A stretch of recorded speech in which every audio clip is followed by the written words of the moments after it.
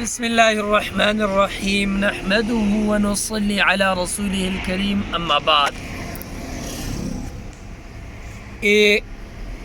ذوالحجې میاشت شروع شوې ده. د دې په حوالې سره تاسو ته یو څو معروضات پیش کول غواړم. قرآن آیت ته والفجر وليال عشر والشفع والوتر والليل اذا يسر. الله تعالی قسم خوړلې ده په سحر باندې او بیا هغې نه بعد قسم خوړلې ده الله تعالی وليال عشر په لسو شپو او لسو ورځو باندې. ولې چې هغې نه بعد الله تعالی فرمایي والشفع والوتر، که هغه جفت دی او که طاق دی، واللیل اذا یسر، دا ټول قسمونه الله تعالی خوري. او هغې نه بعد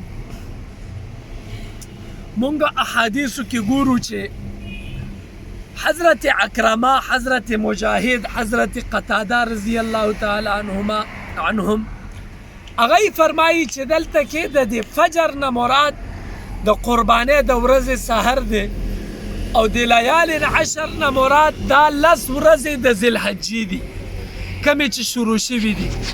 حضور صلی الله علیه وسلم ارشاد ګرامی دی چې دا 10 ورځې د ذوالحجې دومره مبارکې دي چې په دې 10 ورځو کې کم یو مؤمن نیک عمل کوي، د هغه د نیک عمل مقابله د دې ټول کال په یو ورځ کې او یو نیک عمل ته هم نه رسي.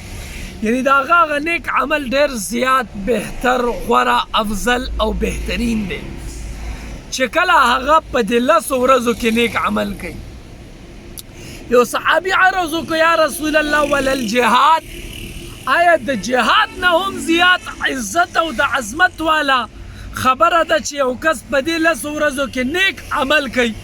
حضور ارشاد فرمایلو ها، د جهاد نه هم دا زیاته افضله ده. البته که چېرته یو کس چې دی نو مثال طور سره هغه د الله په لارې کې شهید شو، نو بیا د هغې هغه عمل د دې نه زیات بهتر دی. د دې د وجې نه موږ ته پکار دی چې موږ په دې کې نیک اعمال کوو، چې هر قسمه نیک اعمالي چې هغه کوو، که هغه د هر یو فن سره وي، د هر یو څیز سره ریلیټډ وي، خو چې نیک عمل وي نو د ذوالحجې په دې 10 ورځو کې د ټولو نه زیات بهترین دی، افضل دی، اعلی دی، اکمل دی، تر دې پورې چې د دې ثواب د جهاد نه هم زیات غوره دی.